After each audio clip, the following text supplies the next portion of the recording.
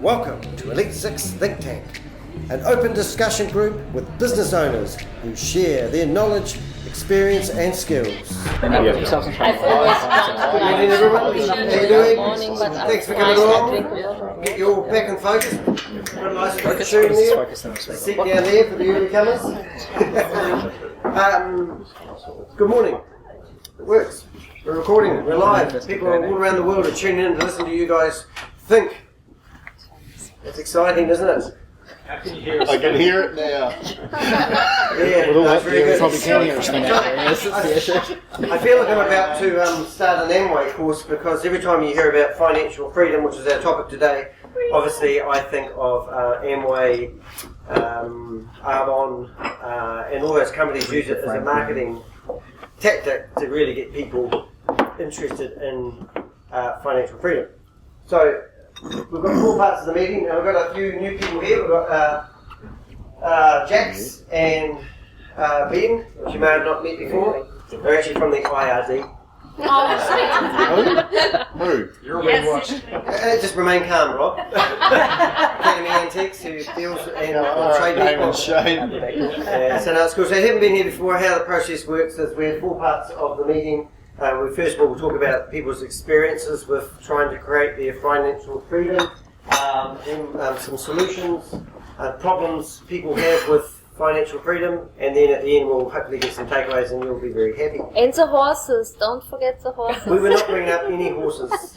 Any horses that are brought up in this building will be shot and put in a can at the end of the evening. So if you want to speak, it's quite simple. Try not to overtalk each other. Put your hand up and give you a ball. If you start to ramble and go on a little bit too much, then I'll apply the ball out of your hand politely.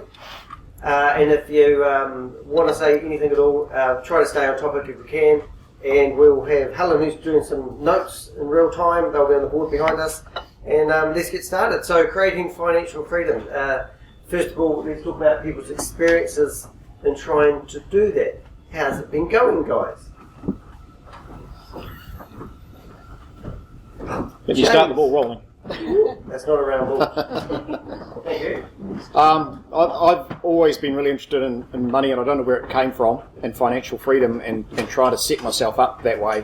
And at the point that I'm at now is I'm actually in quite a good position, but it's taken me a long time to get there, and there's been a lot of going backwards at various times with things that I've experimented with that haven't worked out, and with relationships and divorces and things like that, which can be incredibly expensive. Having families can be incredibly expensive.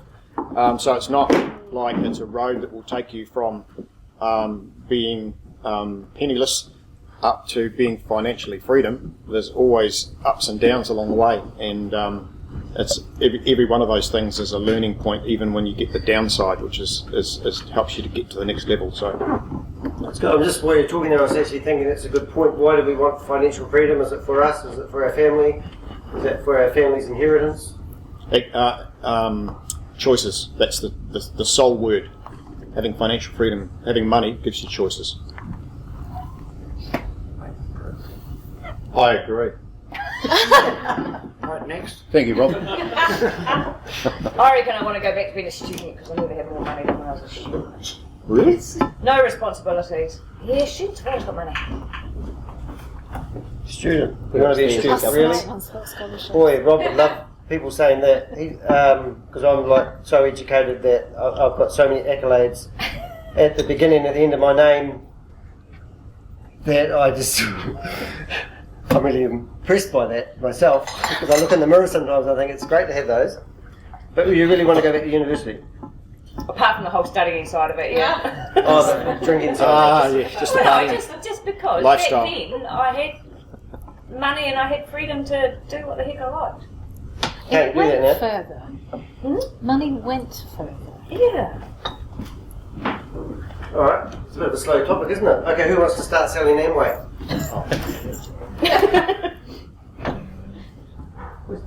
Oh, okay. You've got the ball. Would you like to talk, please, Vicky? As a news business owner, 2 3/4 years, it's been a struggle, and I've kind of set up 2 businesses. So one is accommodation and one is the tours. And then the third business, which is snow bikes and skiing and on the mountain. So I found that I had to, and then there's winter and then there's summer. So you've got accommodation, winter, summer, tours, and I'm trying to juggle a few, but I have to do that to actually make enough income to actually pay the mortgage before you actually do anything else. And of course, with all the public liability insurances and things like that, we're, talking, big wads out,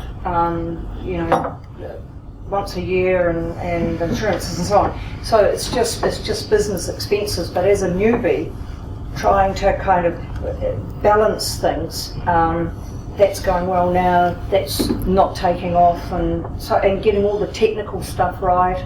So I've just found it. It's coming right. It's slow. It does take a while. I mean, it is all about people's experiences and the want to be able to create financial freedom. I don't know, I've been doing it for 25 years. I still feel like if I stopped tomorrow, everything would stop. So is there other ways of building up an income or wealth in a way? I'll just go to Nick.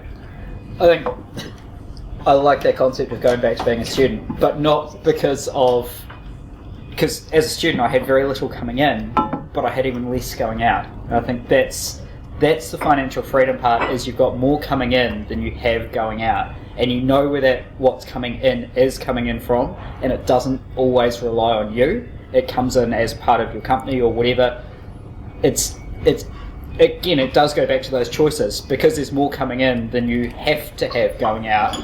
You have some slush over to create choices, and I think that's kind of the crux of financial freedom, is having enough to make decisions without having to constantly churn and panic. I actually like that, because my take on it is basically debt does slow down access to financial freedom, and sometimes you don't realise how much debt you're in. I went through and added up all my subscriptions to things. I spend about $1,200-1,300 a month on subscriptions. And you think, wow, how does that add up? But website hosting is a subscription, all that sort of stuff. And so you really look at your debt, and getting rid of your debt can actually, and putting money away when you think you don't have money is a hard case thing. But I've done KiwiSaver lately, and I didn't have anything. All of a sudden I've got money in my KiwiSaver, and I thought, how did that turn up there? Can I spend it? Oh, yeah. Yeah. All right. So we've got Sam's going to be fourth, but we've got I've got to let Helen go first because she's prettier than you. Well, okay. Helen, make it good. Passive income, really good way to get ahead. Passive income comes in when you're sleeping. When we were out the other day and getting income just while we're out doing things. What she's trying to say, we're actually at a funeral. We turned over we were at a funeral, but we were at other places and making money. So, you're constantly getting that income passively. So you can do it in your sleep, you can do it whenever. But another thing, I've been on a blog recently by a lady called Ruth, and it's called Happy Saver.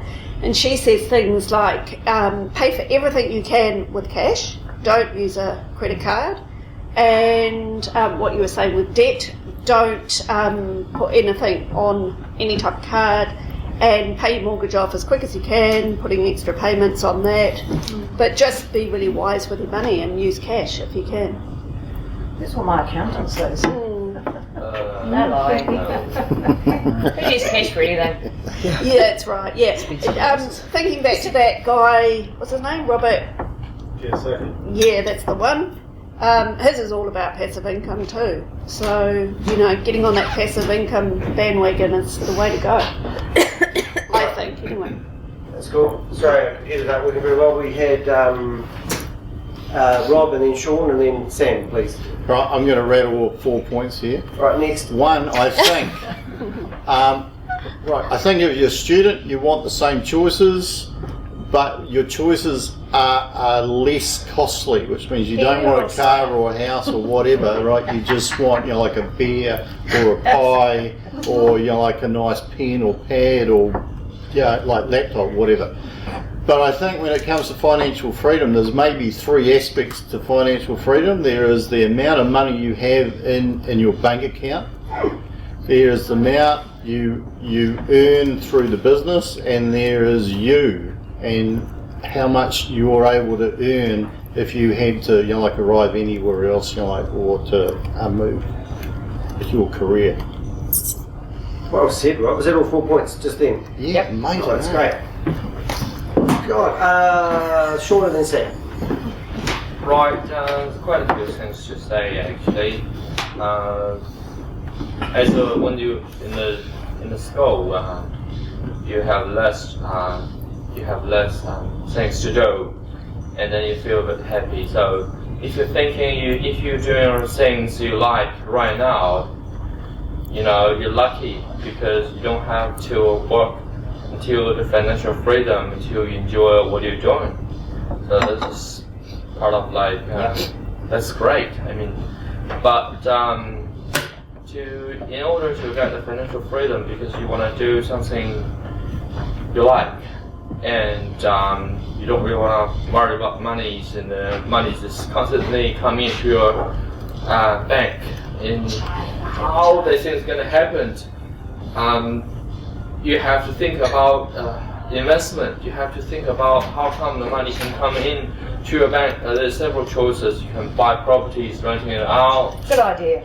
And you can buy shares, or you can buy what are the things called? Bonds. Yeah, the people. I mean, the government selling to you. This is. If you want to buy any bonds, you let me know. I'll print some off for you. No, I'm not interested in that. You can have heaps. You can have copyrights if you're a photographer or if you're writers. There's many things, but you have to make the decisions right now. Otherwise.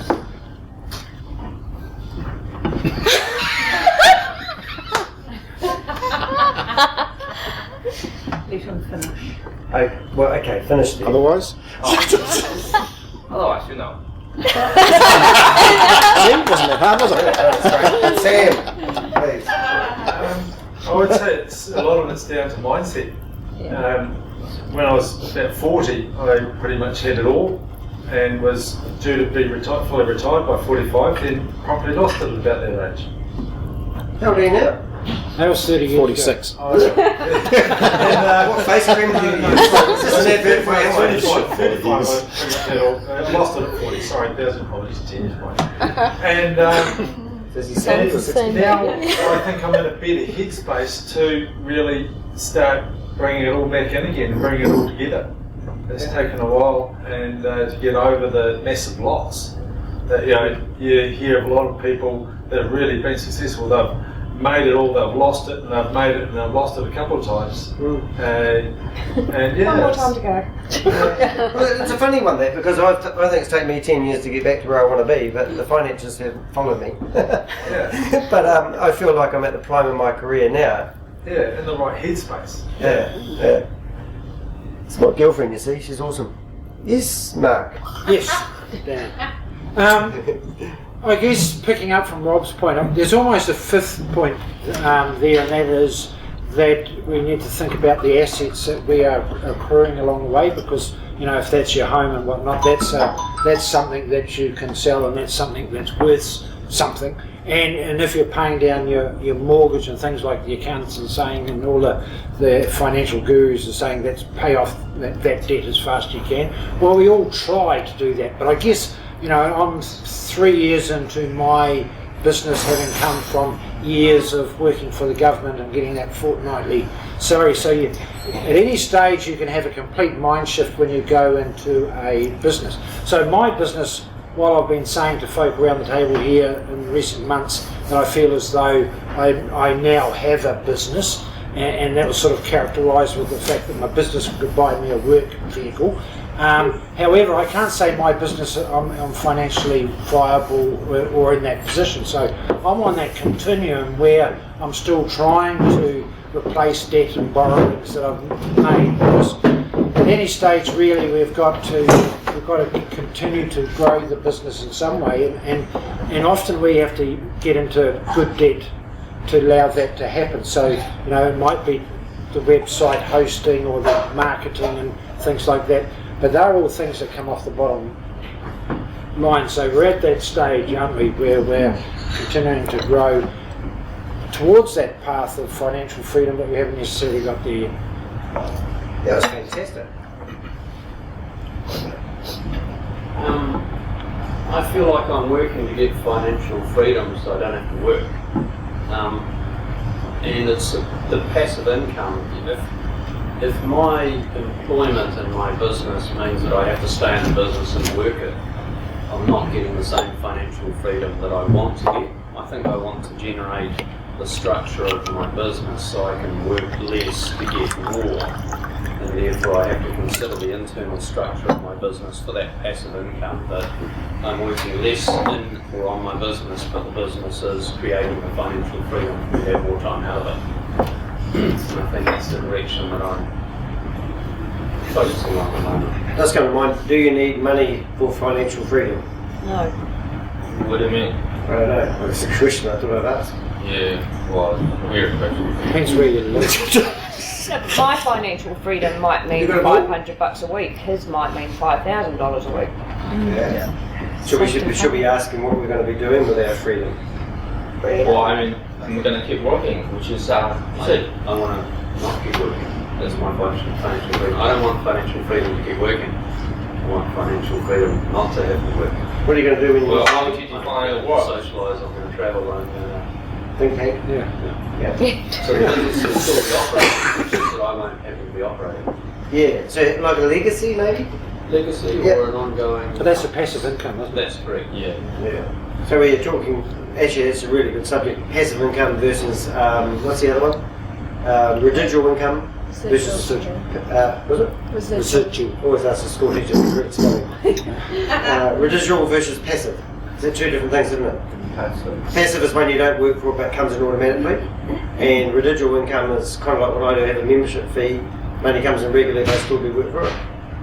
It still could be classified as passive, but it is a subset of that larger number. I still have to work for it. I think when you don't have to do physical work for it, it runs itself. So would Richard Branson have a passive income or a residual income? Alright, so Sean, have you talked? For everyone's business, we really should thinking about how to get the system running better, to have less focus onto it. So if you imagine you got such as a things to do, but your system's not that good, and then you have to check more time in, which is far away from financial freedom. So I reckon everybody should working on that for their own business. To have a look. How long should it take? Don't know. Yeah. Who's got the other one? Somebody else got the ball? Rob and then Nick, we've lost the ball. Don't hide them. I'll find them. Oh, sorry. Yeah. Helen. I was going to say residual and passive. Like residual income would be something like, say you're an artist, music, and you're getting money from your sales or copyright. You don't have to do anything. But passive income, like what we're doing, we are still working for it. We're still having to fulfill orders and do things like that. So we're not just getting it for nothing. It actually isn't passive. No, it probably isn't classed as that. Yeah, it's probably, But residual would be, money coming in and you're doing nothing because you've done the work, I guess. Yeah. And then with financial freedom, like Sharon and you were saying, for someone financial freedom might be just owning their house, or for someone else it might be just owning their car. So I guess it's all different for every person to when you get to that point where you go, I'm financially free, I guess. Cool, thank you, Helen. Rob or Nick, we can find it out. Yeah, I heard that Stephen was saying something that I think all of us think, right, and that is that we want to work harder at work, which means we don't have to work. I think that what I'd like to do is, I don't mind working. I actually quite enjoy working. I don't enjoy working on things I don't enjoy working on. So I'd like to be working on the things that I do enjoy working on, and yesterday I got my domain name back, which lapsed about 3-4 months ago, which I was using something else, but now robwooley.co.nz is going to be all about me, and what I like to do is talk, and I want to create a lot of content and talk, because I actually think some of the things that I have to say, are worth money.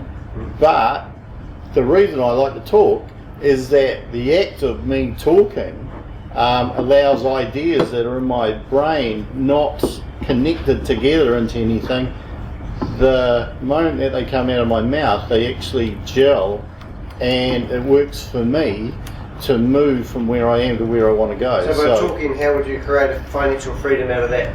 Because I think if you have a look at most people that are online now that are creating a lot of content, Gary Vaynerchuk, Gary V is one, is that they make their whole persona through talking, through sharing ideas, and that their value doesn't come from the selling of the video. It comes from could be advertising, endorsements or whatever, but probably more so is that those people can stand up on a stage, take questions, connect ideas, to create possibilities for people out there who haven't heard those possibilities before, because they're used to thinking. Thought leader. Yeah, that's the phrase for it. Thanks, Rob. Nick? Become a YouTuber.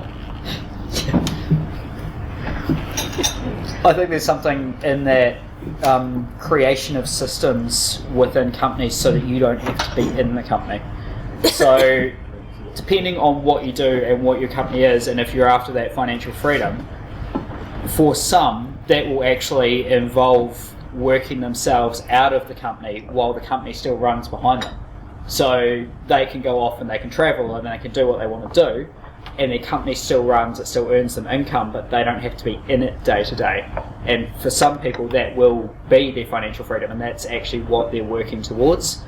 The way to do that is really good systems within your company so that that can actually happen while you're not there. And there's quite a few, me included, in this room where that's just not possible at the moment, but that's my goal, is actually to have the systems and processes in place so that I can take off from the company and the company just runs along behind me.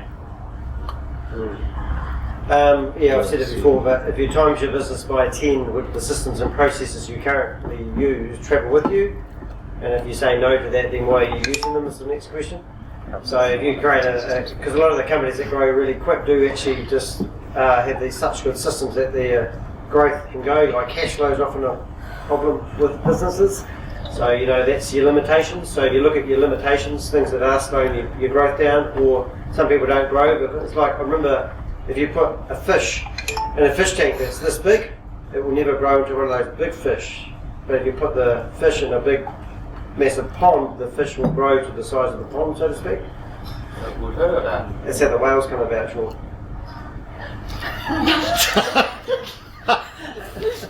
But you're right in what you're saying. That's true. Yeah, that's actually a fact. Particularly with something like a goldfish. Anyone that knows anything about goldfish, the bigger the tank, the bigger the fish will get. Yeah. So are you limiting your growth by your expectations of yourself? You could have just thrown it there. The question is that what is your... Sorry, I didn't realise there was two King Bull owners over here. Oh, sorry. Should we let it go? Yeah, we'll let it go. Because No, I've lost the thread now. It's Helen and then... No, it was Mark. bad facilitation on my behalf. Let the school Oh yeah, I've got it now. With that tank, how do you turn that tank? How do you I can't think what I'm trying to say here. that tank, how does that transform into what we're talking about here, financial freedom? What are you saying that, okay, so you've got a fish this big but the tank, what's the tank? What's the tank you're talking about? It's your Can I answer that question? I reckon that's where we go wrong. A lot of people say you paint a picture of the business that you ideally want and work backwards. Right. There's a better way of doing it. Like if you want $1 million a year income, then how many customers do you need? How much does each customer need to, who do you need to align yourself with? By saying $1 million and not 10 million. Right. Right. And then the systems. Mark? No, Mark. Do go ahead. I've just about lost the will to live now. Picking up on the passive income, and what I think Nick was saying was where I was heading. I think you need that may be an ideal for many folk. I did say the Pope. Freudian slip. But I think you've got to actively and vigorously work if you're in an industry where that's a possibility. So leveraging your time and skills and things in a business is one way where you can free yourself up in time to be able to step out. So that's clearly one way. Another way, of course, is where you're investing in the KiwiSaver type thing where, yes, you still need that input of putting in weekly, monthly funds into it, but you know it's going to grow into that nest egg that's going to do those things. Or, I'm lucky, I suppose, in a way that my insurance industry that I'm now in of 3 years is commission-based. So whilst that's really scary up the front end, in terms of what happens down the line is around this trail income. So I've got a colleague who doesn't have to get out of bed any mornings and he earns $200K a year. So that's his hard work and effort over the last 15 or 20 years that he's done. But you see, in terms of mine, I'm just completely ignoring that behaviour. Being an ex-school principal, you would. Is that in my industry you can get commissions in several ways. One is the upfront way where you get the maximum amount of commission. That's where I've been and taken that point. But I just met with my business development manager yesterday to explore further that as you have got to that critical mass in your business, I can take less commission up front, but I can increase my trail income. So if I can do that, then I'm sitting on a 5-year projection right now, $250,000 of a business that I could sell that's giving me that trail. That's an interesting point when you were talking. I think there's something else. That is, who knows your business the best? Yeah, right. Who can probably pull your business apart the best? No, other people. Else. And that's one thing, that somebody looks at your business and sort of says, what are you doing this for? You see that quite a few times, people going, you're trying to accomplish this using this. It's like having bad tools when you're a mechanic.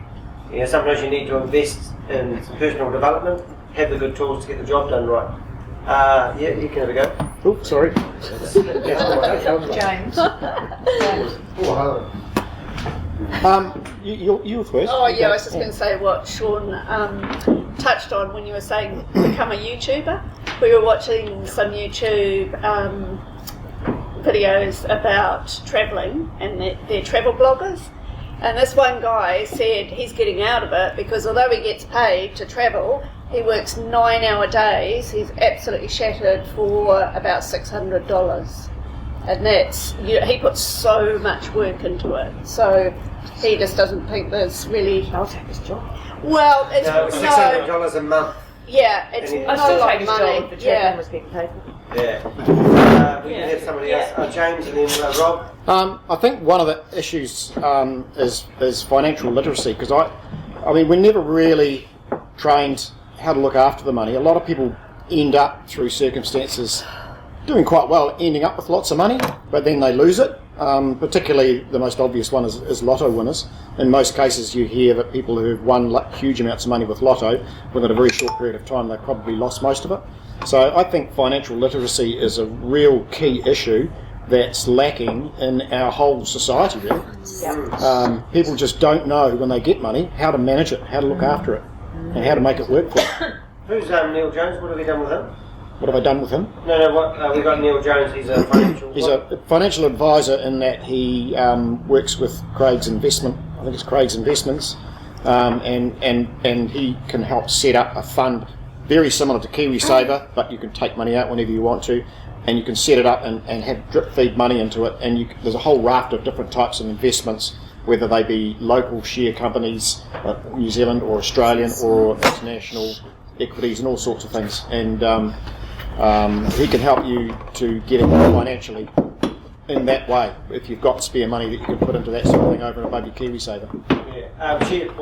Shared financial portfolio.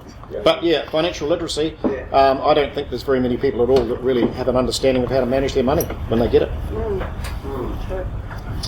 Alrighty. So I have to. Alright, Huggy. Rob.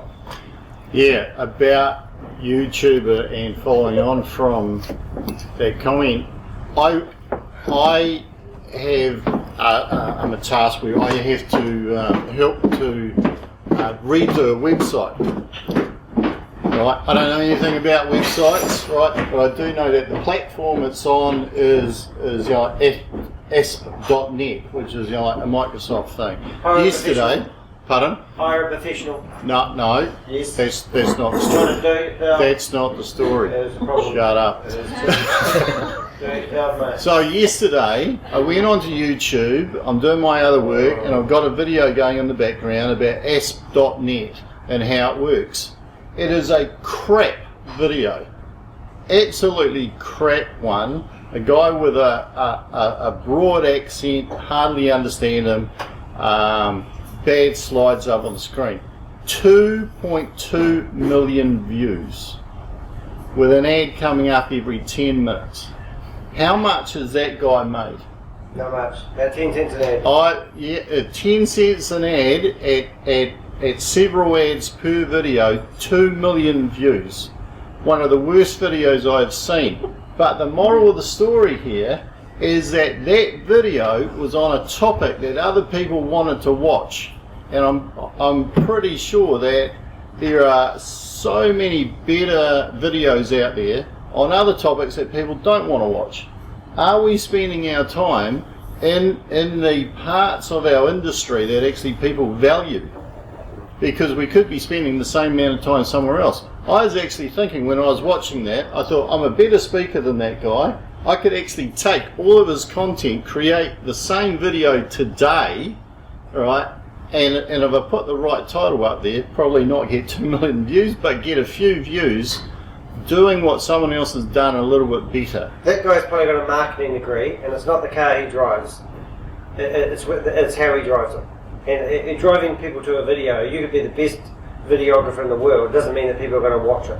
But knowing how to market yourself, it's like a conversation on marketing versus advertising the other day. And also, for $500 you can buy 1 million YouTube viewers anyway if you wanted to. Well, that could be true. However, the point is, are we spending our money in the avenue that gives us the most return, knowing that the most return means that we've helped out the most people? So if you painted your speaking career backwards, for example, and you decided that you wanted to be a speaker and get paid $25,000 per speaking gig overseas, then have you found 10 venues that you want to speak at and 10 types of speeches you would like to give? Have you thought about doing those first? No, I haven't. Right? But what I have thought of and what I'd like to model myself on is a guy who just decided, right, to create a lot of videos on a lot of things that he wanted to learn about. And so he would study about them, right, for about 10 minutes, understand the strong concept, create a 2-minute video. He created hundreds of videos and created his whole career and persona through those videos. He might have got lucky and got one real good one, you know, like he might have done 1,000 videos first. I'm using TikTok at the moment, which is a funny wee program, and I've published about 30 videos, and out of one of those videos, one got looked at 2,700 times. But the average, the hailstorm, I did one that got looked at 400 times. All my other ones are about 250, some are only 10 times. But from every time I publish a bit of content, I look at the stats, I read, I monitor, I look and I try to figure out what the difference was. So I mean, that's the cleverness behind some of these things. Can we sort of look at where we're going? Because we are here to talk about financial freedom. It sounds great. The concept. How do we go about getting it? Any ideas on creating financial freedom? Ian? I'm obviously not there yet. But we are. But something my dad's always told me is money flows to where value is created, and it's so the things that I'm focusing on are creating value. So you need to work, and you need to work hard in order to build something, because things don't build themselves.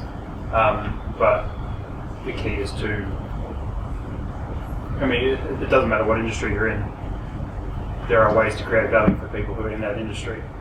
And when you do something you're passionate about, obviously, you can do it better. But the key, because there's a limit to how much you can trim down in order to save, to invest. There's a point at which you can't trim down anymore. That you need to be creating value in order to grow. Then what you do with the money that is surplus, you can then multiply, and there's lots of different strategies to do that. But yeah. It's funny, I watched a video of a guy who sells Garmin watches. And I said, do a video giving some people some tips on how to use these things, because I'm trying to figure out how to do this and that. And he did his first video, and then he basically said, if you want to buy this watch, come into my shop and buy it, blah, blah, blah. And I just switched off straight away. But like you're saying, if you gave some value on how to connect your phone to your watch, that's of value to somebody. And then people were, I like this was useful, they'll subscribe to it. And Nick, and then James. If we combine those 2 points, that's kind of exactly where that was heading, I think, before I got horribly sidetracked into videos. But within whatever industry you're in, if you give value and find the part of what you do that gives the most value to people, that's where you'll get the most return. Because when people see value, they will pay for it. So you've got to work out within your industry what your customers actually value most about what you do. And then if you turn your attention to that, that brings in more happy customers, which are happy to pay their bills. But then that gives you more money coming in, more exposure, more scope to grow, and therefore more scope for financial freedom. I reckon that is a brilliant topic in itself. If you think about all your own businesses and what value you can give people, value isn't a discount. Value is, a lot of people are worried about their pricing, and I go, just give the best value you can. So think about your own business. James, I know James really well, of course, flatmate, but you're a picture framer. I always love that time when people come in with a broken picture and you fix it. Often if it's small, you won't charge them, but you'll give them 2 business cards. And they will take one for themselves and give one to a friend. And that's advertising, but it also gives value, problem and solution. If you think about your own businesses and think, what's something you could give a value that would really make a difference to somebody? What would you just... I was talking about you on my podcast yesterday, about how you come and gave value to James because he had ants that were falling onto his artwork while he was trying to frame them. And Sean came along and got rid of the ants. But Sean knew that the ants live somewhere else, not up here. They live way over here, so he got rid of the ants. You didn't need any ants on it. Generally speaking, there is a few around, but no, nothing like what was there. I mean, that was a big ant's nest, wasn't it? In the garage roof. Well, you did it my place. No, there's not many around now. There's still some. But yeah. My ants must have gone to your place because I've got rid of my ants. Nothing happened. Talking about industries, sorry, what industry you in? Because I just can't get rid of the what Danny says about the salamis. Business consulting and systemization. So helping people with those systems that you were talking about. So when you're saying good systems to grow, that's what we do. Is we help people with those foundations and those systems of their businesses. Yeah. Oh. So I almost forgot what am I gonna say. It's just trying to catch up with the previous topic regarding the bank, regarding the money in the bank. But just you know, got the money in the bank is good, but don't check all the money into the bank, which is silly. Don't do that. Trying to get rid of debt, I don't really understand that too, because I love to have debt. That's just using other people's money to make new money. So as long as they're under the control, you're all good. Is it personal debt we were talking about there, maybe? Could be, but the stripe of materialism or something like that. For you, if you want to be a financial freedom, whatever, you have to run your cash flow very well. So you want the money coming in, and then you're doing the good system, and the money coming in, and then the money coming out, and then you got some. So that is the good system. You don't be afraid of there's no money in the bank, there's too much money in debt, or you know, you want to travel or whatever. So you want to run the system smoothly. That's my biggest fear when I started out, is actually how do you get people to buy your product or service and give you the cash flow? And that's, you know, and sometimes you just need a system around collecting money. People say, I don't take credit cards, do cash only. And I go, well, why don't you just download PayPal on your phone and collect money that way? Oh, I didn't know that, you know. So, you know, the simple things like that sometimes can be a game changer. Or knowing how much to price yourself. Like I say, if you've got 40 hours in the week, realistically you can only bill 20. So your hourly rate might be 30 and it needs to be 60, you know? James? You've got to keep an eye out for opportunities that are coming up. And this is, some of you may have heard of this, some of you may not. Interesting little opportunity that I've seen in the last couple of days. We used to, and I've known over the years many people years ago who used to put all their spare change in a jar. And the jar would get full. And then they'd go, oh, take it to the bank would stick it through the machine, spit it all out, and you'd get $100 or whatever. So what if there was a modern day using the similar sort of a system? So every day we're spending money usually with EFTPOS cards. Not many people carry cash these days. So if you buy something that's $5.75, for example, what if you had this app that would actually take that up to $6 and the 25 cents would be put aside for every transaction? Now that 25 cents would go into a fund, an international investment fund. It's not much, 25 cents, but over a period of a year that would build up, so that over a period of time you would be building up funds which would be going in and being reinvested on the international share markets, and like a KiwiSaver system, be giving you a return when all you're doing is what we used to do years ago, throwing our spare change into a jar, which we never missed. ASB do that, yeah. Banks do that. Yeah. Do banks do that too? Yeah. Yeah. So if you spend $5.75, like you said, and you set the limit that you've rounded up, and that 25 cents will go off into a separate bank account. Yeah, but that bank account in a bank is probably not getting any interest. Benefit. It's not. Yeah. But this is more whereby this money's being managed by fund managers and being invested internationally. So I mean, that's just a little thing that you can do. This is another income stream. So look at your options, and passive. That is passive income, because you don't have to do anything and it's working in the background. And 25 cents might not sound much, 10, 15, 25, 50 cents, whatever. Over a period of several years, that's going to build up. Suddenly you'll find that you've actually got $1,000 in that portfolio, and not only are you still putting little bits of money in, but now it's increasing in value because the share market's increasing, where the money's invested is increasing, and you've got that increasing value of that investment. You actually can put just $25 a month for your KiwiSaver. You can do that. Oh, yeah, but you can do, and you can do that into KiwiSaver or into any other fund that you set up. The downside of KiwiSaver is you can't touch it. Any other fund that you set up, which you can do through investment funds, Let's check $25 to another account. Yeah, that's another. Anyone can do that, but yeah, you can certainly do that. But I mean, that was just an example of something that I came across the other day, whereby there are companies that are doing that sort of thing, which makes it very, very easy to actually start to increase your financial freedom without having to get yourself into deal work battle. Brian, every time he gets a new client, he gets them to write out all their expenses and what they spend their money on each month before he even talks to them, just so he gets a really good indication of people's expenditures. When was the last time do you do that? I'm terrified how many transactions I have in the bank, money going in and out and all this sort of stuff. But something like that could be quite cool actually. So I was reading up about that yesterday, just to finish off. And it was through a company that I work with through in Australia, And I thought, oh, that's a really good idea. That might take off. So I actually bought shares in the company that's doing it. So we did One step there. ahead. Yeah, that's cool. Which one? Just anyone else would like to have any talk? What have we got? Probably Rob. People's experiences. I know Rob talks. He likes talking about it. Around at your money saving jars. We put this on our Facebook page if you haven't noticed afterwards. Where have we gone with this? Harmony's a really good one. That's the one that I invest in.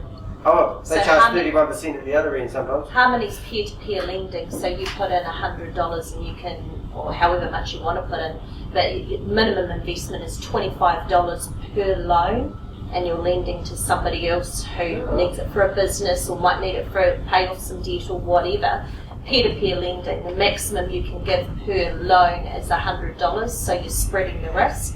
Most of the loans are backed by insurance and stuff like that, but I'm getting a return of around about 14% per annum, and then I'm just reinvesting the capital. So it's that, what do you call it? Compounding interest based on that. Is that the app that Jude was talking about?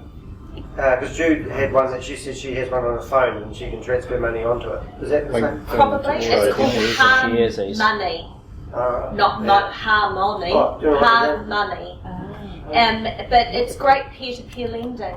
And like I say, you're spreading your risk. It's $100 maximum per loan. You can draw it out, so as somebody repays the loan, you'll get a credit back. But it's over time. But a friend of mine is using that as his retirement fund, another form of retirement fund on top of his KiwiSaver. And basically, when he's invested $300,000 over multiple loans, so that when he retires, he can start drawing out $1,000 a week or $500 a week or whatever, because that's when the loans will If he start. wants to invest in my bonus bonds, just let me know. I'll print some more out. It just goes to show financial literacy and opportunities that are out there. You just got to go and look for them, and they're there. Sharesies is another one. Yep. Yeah. Maybe this might be a good topic. Yeah. I mean, it's about that, isn't it?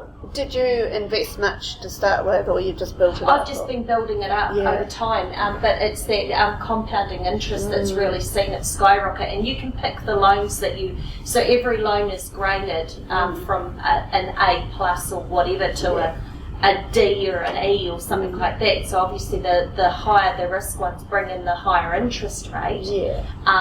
And But you they get a could better default. return, but you're only investing $100 per loan. So, but you're investing $100 at potentially 23% return on $100, and they're paying that back over maybe 5 years.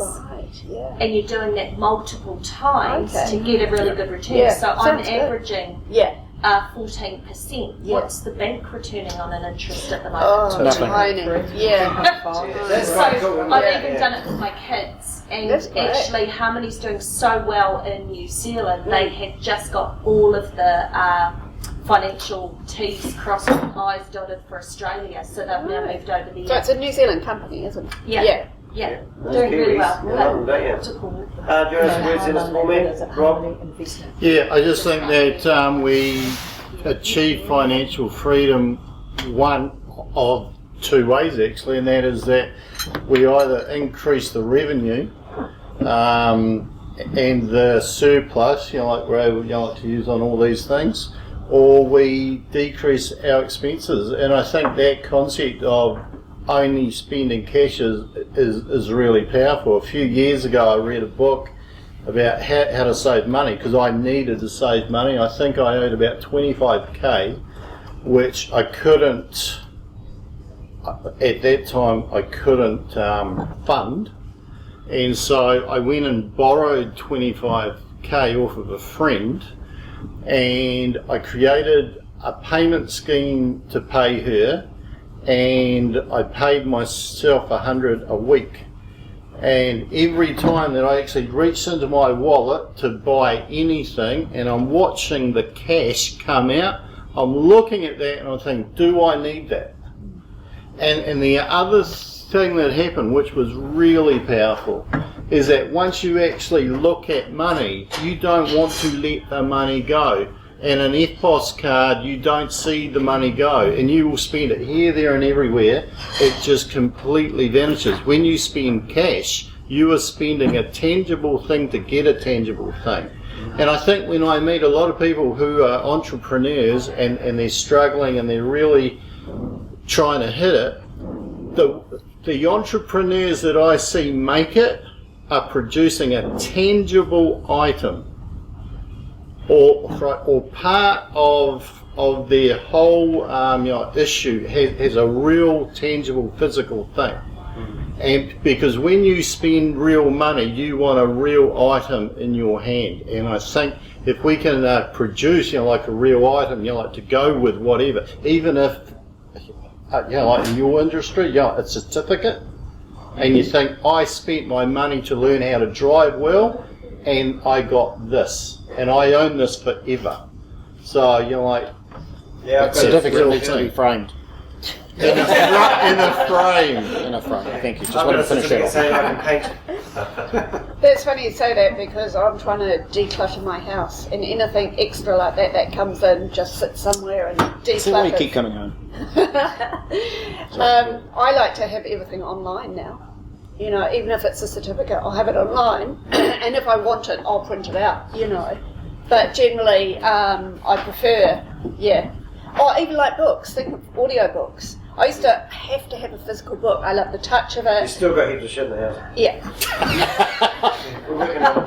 Nothing wrong with that. No, nothing wrong with that. But now I like audiobooks. Because then I don't have to have loads of books in my house. Boyfriend's been a good influence. Alright, let's think. We've got to think of a topic for next week. We had some takeaways coming here this morning, and hopefully you've learned something. Maybe it spiked a bit of interest in actually some of the things like that harmony money. Oh, I'm going to look into that, yeah. Yeah, well, what else have you come away with that's been useful? You didn't learn anything? Did I give you guys value? We come back next week. Yeah. So if I don't pick a dumb topic, we come back next week. Probably not. I'll come back to share the last no matter what. Thank you, Sharon. More part, sometimes the out the middle. Alright, so if we're going to pick a topic, do we talk about finances? Do we talk about investment opportunities? Maybe or things to do with your money? Buy a house. Buy a house? Rent it out. To you? For the property manager. You're property manager. Yeah, what a great idea. Ask me. What's that topic about investing money? Investments. Yeah, I think. Investments. Yeah. And how to make your money grow. How to make your money grow. How to make your money grow. That's a good one. It's a good subject. Can I give you guys some homework then? Yeah. Good, I don't know what. I didn't go to school for long. But what sort of homework could we do on that? Write down investment 100 times. That's really nice. naughty. Yeah. That was when you had to write it on the board, Sean. But if everyone finds out a bit of a snippet like research there, research. then it's just a collective knowledge that can be brought to bear. What's worked well for you, what didn't. I'll give you an example. I've got no money really. That's why I've been talking to Neil Jones, right? So I can afford $100 a week. So I'm thinking, why can't I put $100 a week into something? Because I've done that with KiwiSaver, and I apparently have about $8,000 I didn't know I had now. But that's mounted up. And Do you know that the government gives you of course it is. money? On that. That's what KiwiSaver is all about, $500 and something dollars. So I'm just sort of thinking, let's go from one, some people have got more money, I don't, but it doesn't have to be a lot of money. Let's look at some small things you can do with your money. Because it's like that loose change stuff. It's a pretty cool way. If you can do something with your loose change, I added up my loose change in my thing. I had $130 sitting on my Duchess for 2 years that I couldn't put any more money in it because it was full, and I thought I'll get rid of it. $130 sitting there on my Duchess for a year. Yeah. All right. Hey, thank you very much for coming along. That's the Think Tank meeting. Next week's topic will be what? How to make your money grow. Woo! Tune in for that. Thank you for listening. That's cool.